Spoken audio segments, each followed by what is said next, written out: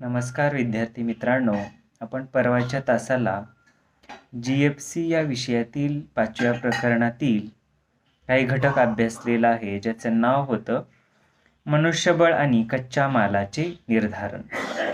आपल्या प्रकल्पासाठी, आपल्या उद्योगासाठी मनुष्यबळाचे निर्धारण करताना म्हणजेच मनुष्यबळ कामाला लावताना किंवा कुठली माणसं जी आहेत किंवा कुठले कामगार आहेत ते कामाला लावताना आपण कुठल्या गोष्टीचा विचार केला पाहिजे, तर ते घटक आपण पाहिलेले आहेत, ज्याच्यामध्ये उद्योगाचा आकार हाही घटक अंतर्भूत होता. जे उद्योगाचा आकार लहान आहे, मध्यम आहे का मोठा आहे, त्याच्यावरती आपल्याला मनुष्यबळ किती लागणार आहे हे निश्चित करावं लागतं. तसंच उत्पादन प्रक्रियेचे स्वरूप, जे उत्पादन प्रक्रिया आपण कुठली राबवणार आहोत, आधुनिक आहे, पारंपरिक आहे का मिश्र आहे, अशी उत्पादन प्रक्रिया आपण कुठली घेणार आहोत, राबवणार आहोत, याच्यावरती मनुष्यबळ हा घटक निर्धारित आहे किंवा अवलंबून आहे. तसंच उत्पादन नियोजन व वस्तू निर्मितीचे प्रमाण, जे आपल्या उद्योगातून, आपल्या कारखान्यातून आपण वस्तूचं उत्पादन करण्यासाठी कितपत आणि कशा पद्धतीचं नियोजन केलेलं आहे. तसंच वस्तू आपण किती प्रमाणात निर्माण करणार आहोत, अधिक, कमी का मध्यम, जे वस्तूंची संख्या किंवा वस्तूंचे नग किंवा वस्तूंचं मेट्रिक टन उत्पादन जे काय असेल ते, जशा वस्तूच्या प्रमाणावरती आपल्याला मनुष्यबळ हा घटक निर्धारण करावा लागतो. म्हणजेच किती मनुष्यबळ लागणार आहे, किती कामगार लागणार आहेत, ही गोष्ट आपल्याला निश्चित करावी लागते. तसंच मजुरीचे त्या परिसरातील दर, जे त्या परिसरामध्ये आपल्याला किती मजुरी द्यावी लागते, एका मजुराला दर दिवशी, दर महिन्याला किंवा दर वार्षिक किती त्याच्यावरती आपल्याला खर्च करावा लागणार आहे, मजुरी द्यावी लागणार आहे. तर या घटकावरती सुद्धा मनुष्यबळ हा घटक निर्धारित करतो. जे मजुरीचे दर जितके अधिक असतील किंवा मनुष्यबळ जितकं अधिक लागेल, तितकं आपल्याला त्याच्या बाबतीत आणखीन थोडासा विचार करावा लागतो. जर मजुरी कमी असेल, मनुष्यबळ मुबलक प्रमाणात जर उपलब्ध होत असेल, तर मात्र आपण जास्तीत जास्त मजूर लावून आपली जी काय वस्तू निर्मितीची प्रक्रिया आहे ती आपण सुरू करू शकतो. त्याच पद्धतीने श्रमिकांची त्या परिसरातील ठिकाणी असणारी उपलब्धता, जे आपला उद्योग, आपला कारखाना किंवा आपला प्रकल्प सुरू करण्यासाठी आपल्याला जे काही मनुष्यबळ आवश्यक असतं, तर ते मनुष्यबळ कशा प्रकारचं आहे, कुशल आहे का अकुशल आहे का अर्धकुशल आहे का तांत्रिक बाजूचं ज्ञान असणारं ते मनुष्यबळ आहे. जसे विविध किंवा इतर घटकही आपण मनुष्यबळाबाबत विचारात घेऊन त्या परिसराशी आपण त्या मजुरीच्या बाबतीत, मजुराच्या बाबतीत विचार करून मजुरांची संख्या आपण आपल्या उद्योगासाठी, आपल्या त्या प्रकल्पासाठी किती निश्चित करायची आपण ठरवू शकतो. तसंच भांडवलाची उपलब्धता मित्रांनो, जर भांडवल आपल्याकडे तुटपुंज असेल, कमी असेल, तर मात्र आपण मजूर लावताना विचार करतो. तसंच भांडवल जर अधिक असेल किंवा जास्त असेल, तर मात्र आपणाला या ठिकाणी मजुराची उपलब्धता किंवा मजूर आपण अधिक लावून वस्तू निर्मितीची प्रक्रिया आपण चांगल्या पद्धतीने सुरू करू शकतो, जे त्या ठिकाणी आपण जास्त विचार करण्याची आवश्यकता आपल्याला भासत नाही. परंतु मजुरीचे दर अधिक असतील, तसंच भांडवल जर आपल्याकडं कमी प्रमाणात उपलब्ध असेल किंवा आपण कर्ज स्वरूपात ते जर भांडवल उपलब्ध केलेलं असेल, तर मात्र आपण मजुरी किंवा मजूर लावताना, मनुष्यबळ निर्धारण करताना किंवा कामगार लोक कामावरती लावताना आपण विचार करत असतो. म्हणजे हे असे घटक मनुष्यबळ निर्धारण करणारे घटक आहेत.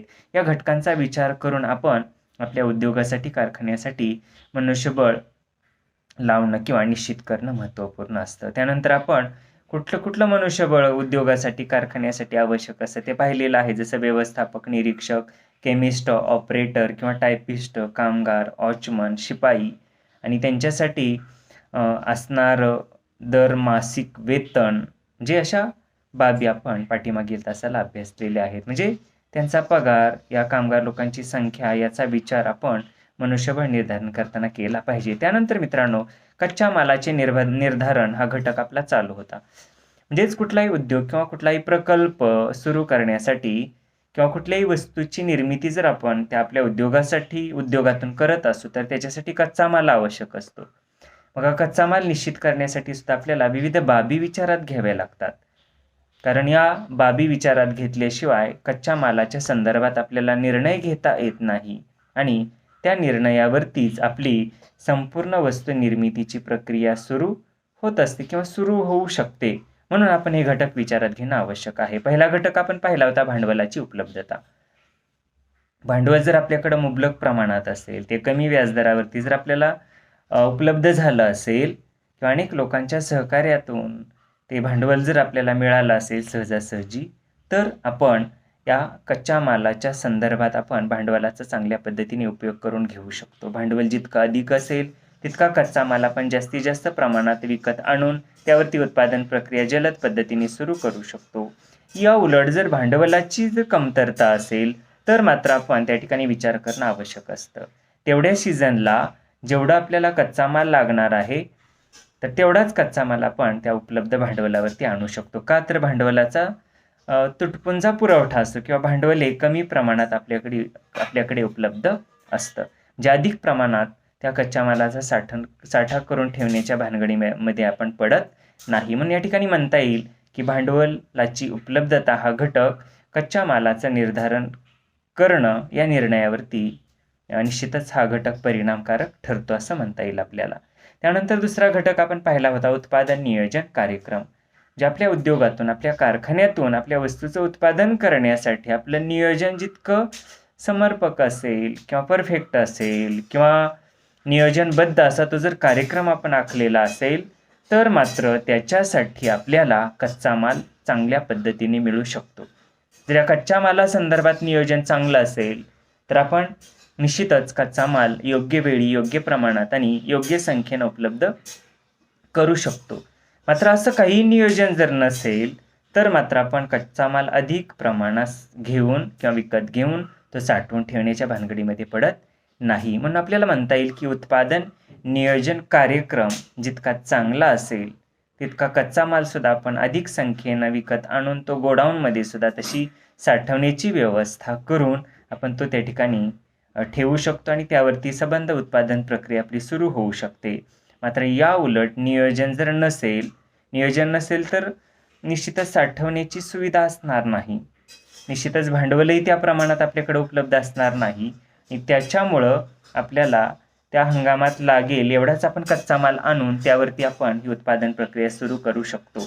त्यानंतर पुढचा घटक मित्रांनो आपण पाहिला होता तो म्हणजे वस्तू निर्मितीचे प्रमाण.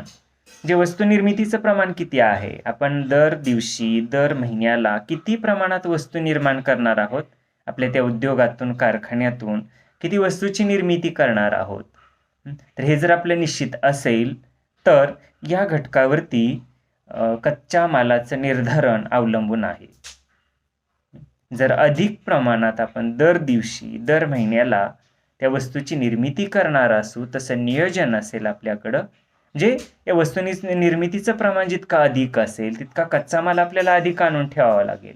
आणि या वस्तू निर्मितीचं प्रमाण जर कमी असेल किंवा माफक असेल किंवा मर्यादित स्वरूपात असेल तर त्याच्यासाठी आपल्याला कच्चा माल सुद्धा तेवढ्याच प्रमाणात माफक, कमी किंवा मर्यादित स्वरूपात विकत आणून त्याचा साठा करून ठेवावा लागेल. म्हणून आपल्याला म्हणता येईल की वस्तू निर्मितीचं प्रमाण हा घटक कच्च्या मालाचं निर्धारण करण्यावरती परिणाम करणारा घटक आहे.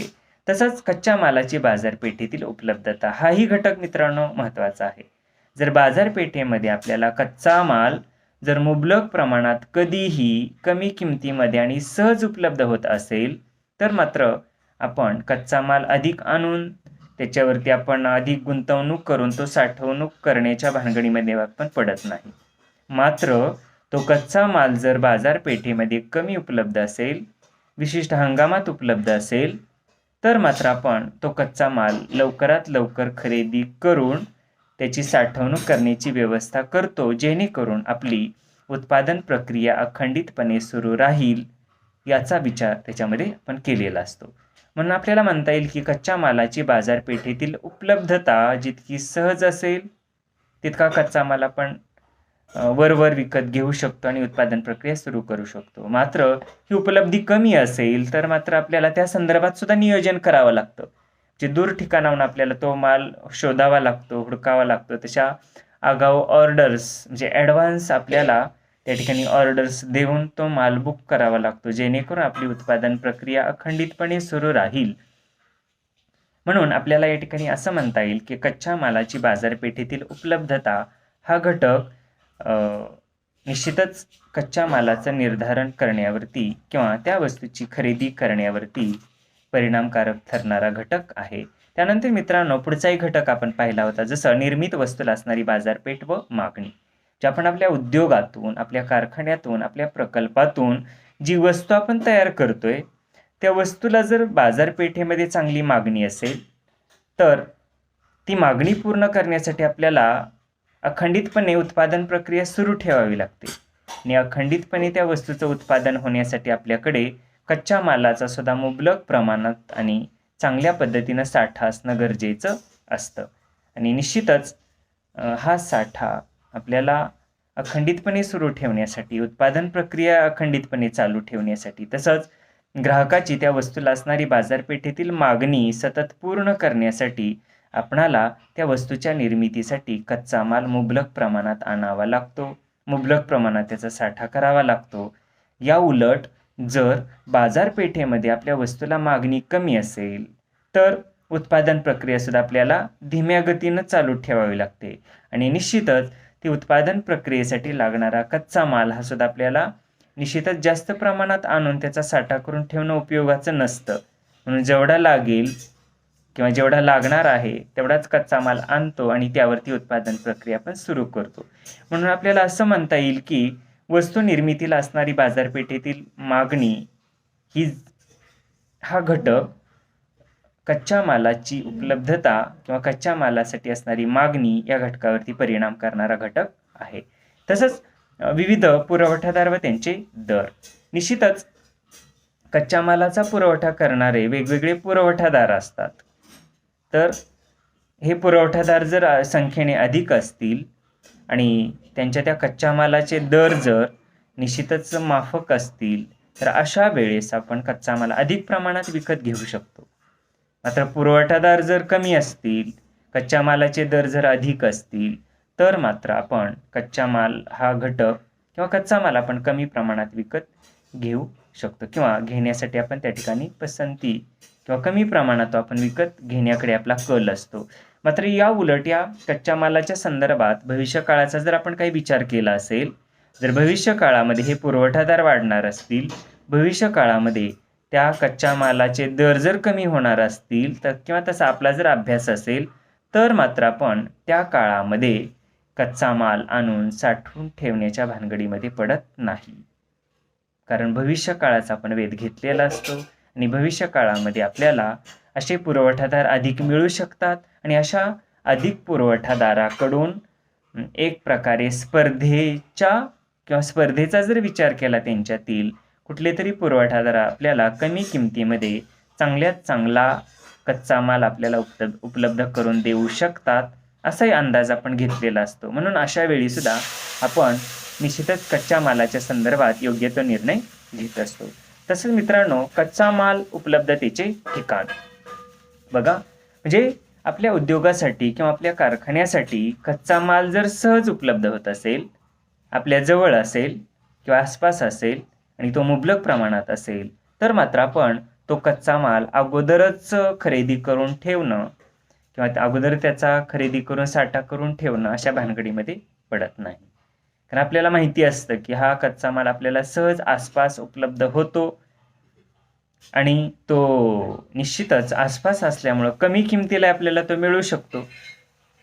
हाही विचार आपल्या मनामध्ये असतो. म्हणून आपण कच्च्या मालाचं निर्धारण करताना किंवा हा घटक आपण निश्चितच विचार करत असतो. मात्र या उलट जर कच्चा माल उपलब्धतेचं ठिकाण जर खूप लांब असेल आणि त्या लांब असणाऱ्या ठिकाणामुळं काय होतं तर अधिक स्पर्धा वाढते.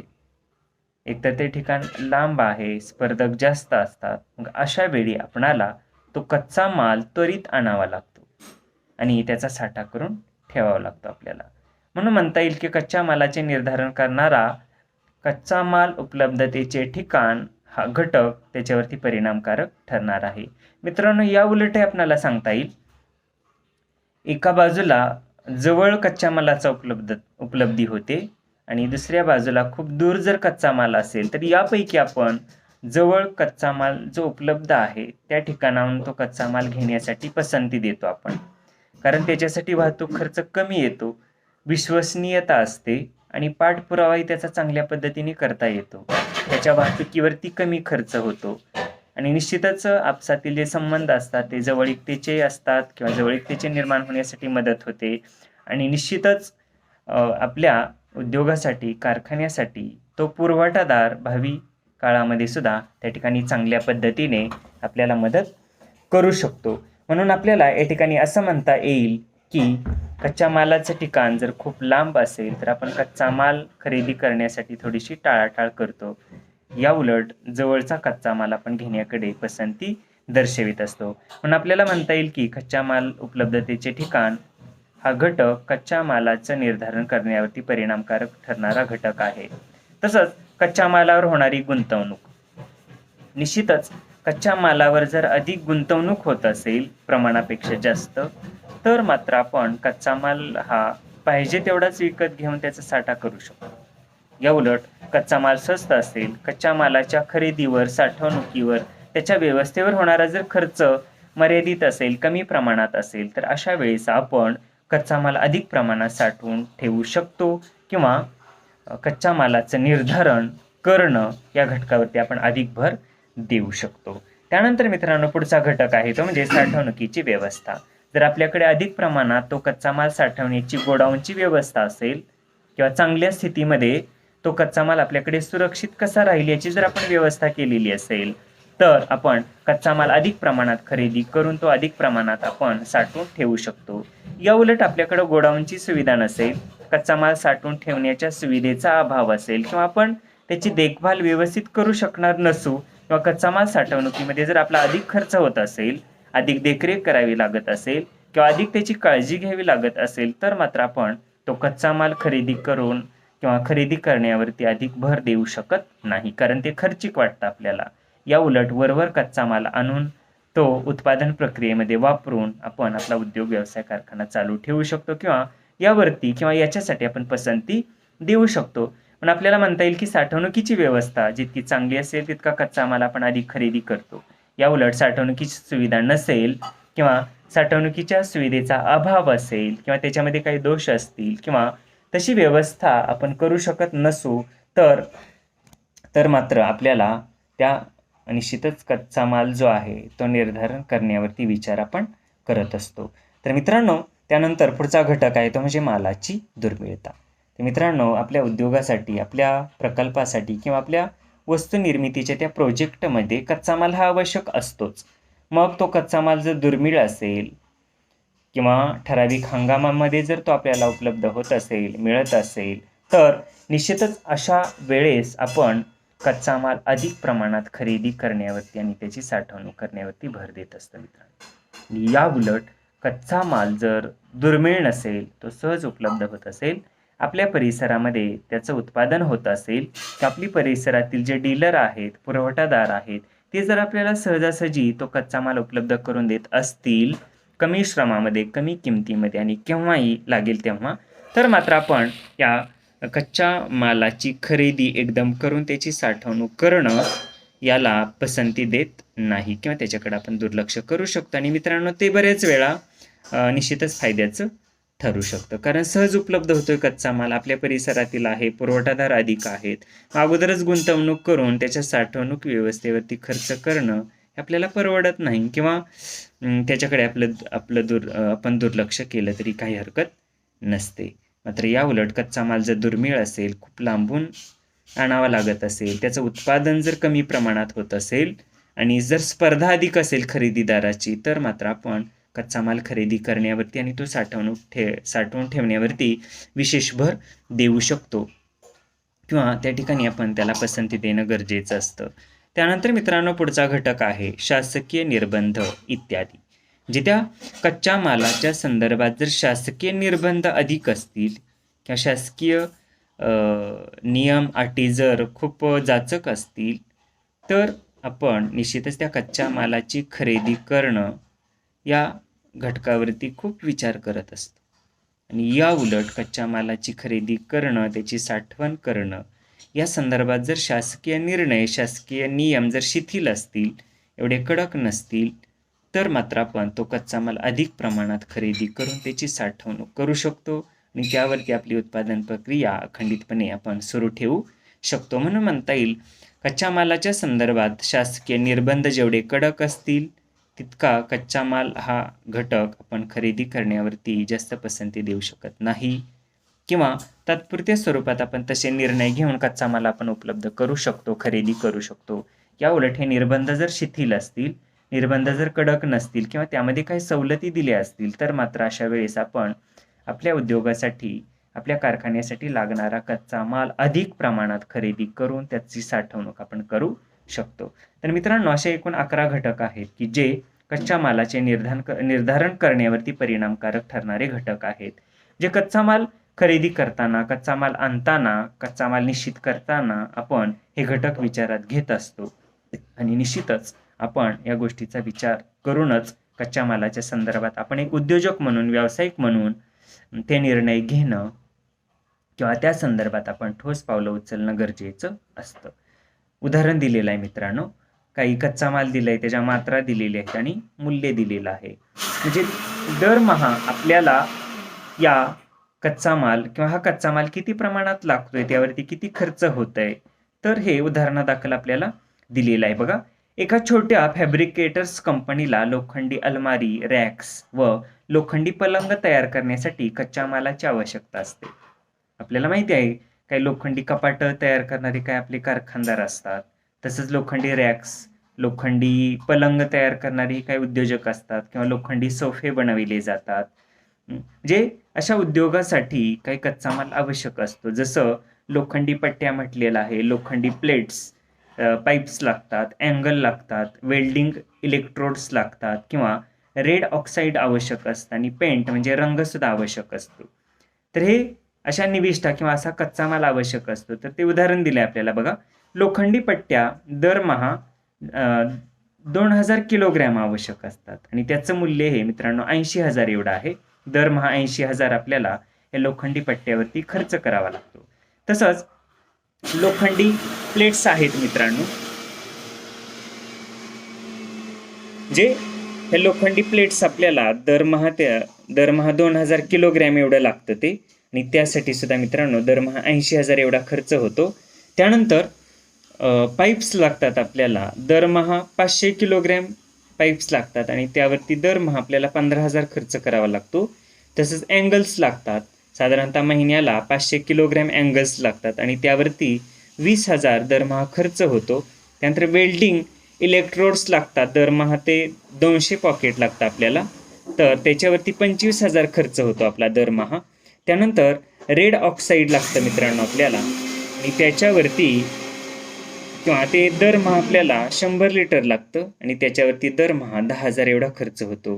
पेंट आपल्याला दरमहा 150 लिटर लागतं आणि त्याच्यावरती दरमहा आपल्याला 15,000 एवढा खर्च करावा लागतो. म्हणजे एकूणच लोखंडी पट्ट्या, लोखंडी plates, pipes, angles, welding electrodes, red oxides आणि पेंट म्हणजे रंग, या गोष्टीवरती आपल्याला महिन्याला 2,45,000 एवढा आपल्याला खर्च करावा लागतो मित्रांनो. म्हणजे एवढी आपल्याला सगळा कच्चा माल आणावा लागतो, तरच आपल्याला अशा वस्तू तयार करता येतात. म्हणजे निश्चितच आपल्याला या असा कच्चा माल निर्धारित करावा लागतो आणि त्याच्यावरती आपल्याला एवढा खर्च करावा लागतो किंवा एवढा खर्च अपेक्षित आहे. तर निश्चितच हा कच्चा माल खरेदी करताना आपल्याला असे निर्णय घ्यावे लागतात किंवा अशा प्रकारे विचार करावा लागतो.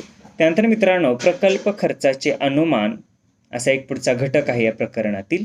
जे आपला उद्योग किंवा आपला कारखाना याच्यासाठी जो आपण प्रकल्प आराखडा तयार केलेला आहे किंवा जो आपला तो प्लॅन आहे, तर त्याच्यासाठी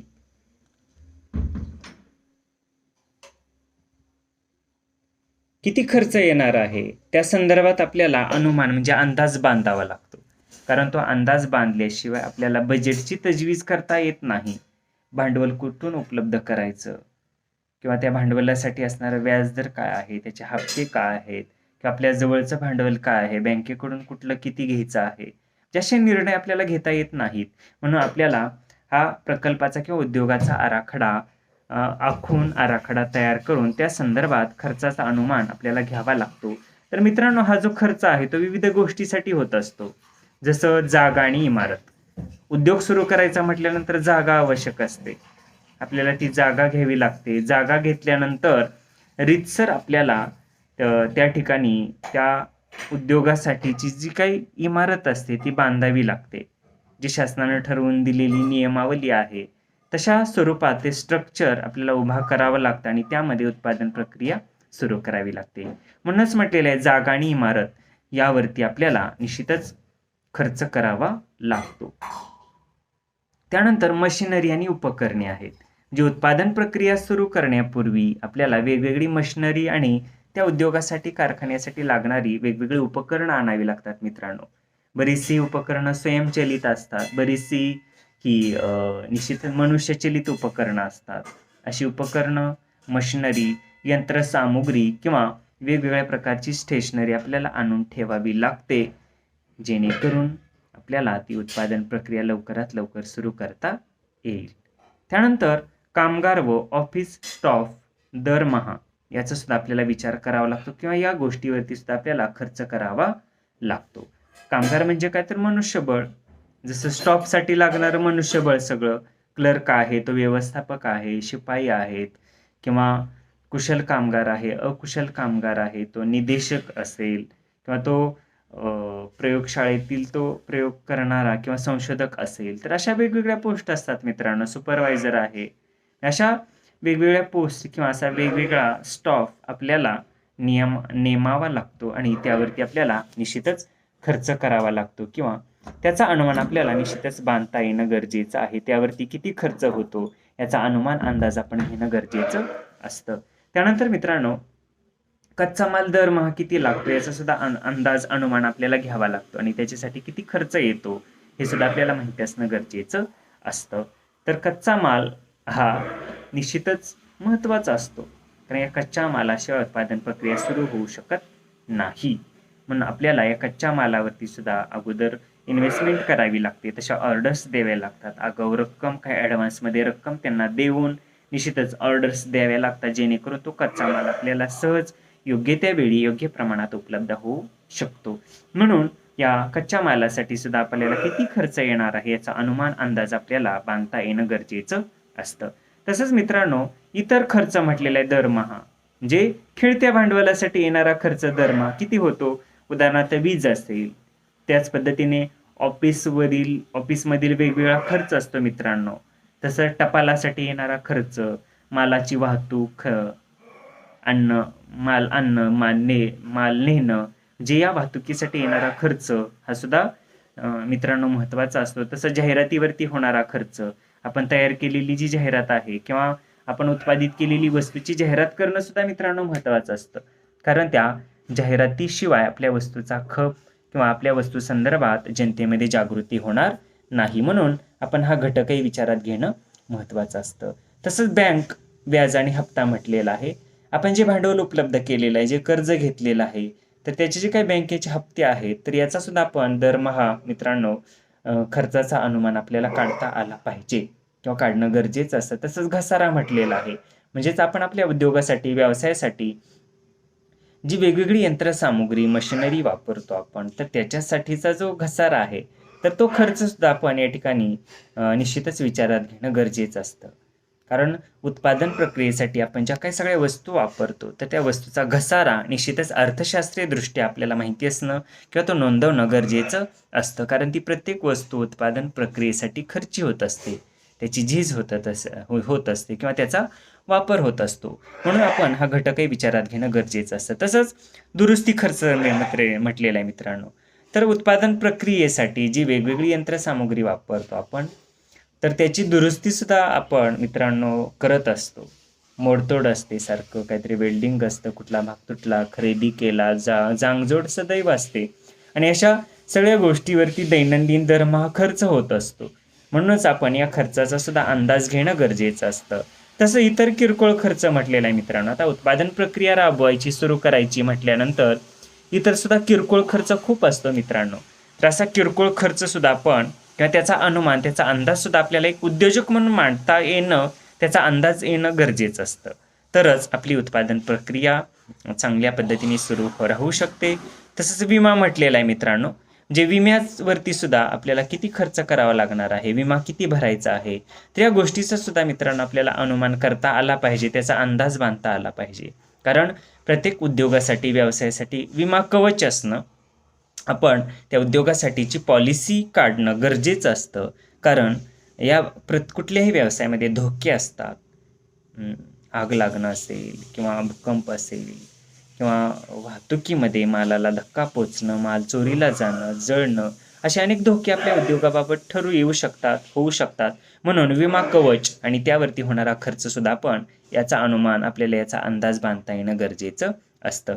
त्यानंतर मित्रांनो, परिचल भांडवल म्हटलेलं आहे. परिचल भांडवल म्हणजे 3 महिन्यासाठी किती खर्च येतोय त्या वस्तूचं उत्पादन करण्यासाठी, तर त्याला परिचल भांडवल म्हणतो आपण. तर या परिचल भांडवलाचा सुद्धा विचार किंवा त्यावरती जो खर्च होणार आहे त्याचाही विचार आपण मित्रांनो करण्याची आवश्यकता असते, किंवा त्याच्यावरती जो खर्च होणार आहे तर त्याचा सुद्धा अंदाज आपल्याला एक उद्योजक म्हणून बांधता येणं गरजेचं असतं. तसंच एकूण भांडवल म्हटलेलं आहे, म्हणजे 1, 2 आणि 8. 1, 2 म्हणजे काय, तर जागा, इमारत, मशिनरी, उपकरणे आणि परिचल भांडवल. तर असे एकूण 1, 2 आणि 8 या घटकावरती जो खर्च होतोय त्याचा अंदाज आपल्याला बांधता येणं गरजेचं असतं, किंवा तो बांधणं एक उद्योजक म्हणून महत्त्वाचं असतं. त्यानंतर विक्रीसाठी, तर जे आपल्या उद्योगातून, कारखान्यातून वस्तू आपण तयार करतो त्याच्या विक्रीसाठी सुद्धा मित्रांनो खर्च येतो. तर त्याची विक्री करणं, तिथं स्टॉल लावणं, दुकान उभारणं, त्याच्यावरती लोक नेमणं, त्याची विक्री करणं किंवा विक्री केल्यानंतर तो माल त्याच्या घरी नेणं, अशा अनेक गोष्टीसाठी खर्च होत असतो.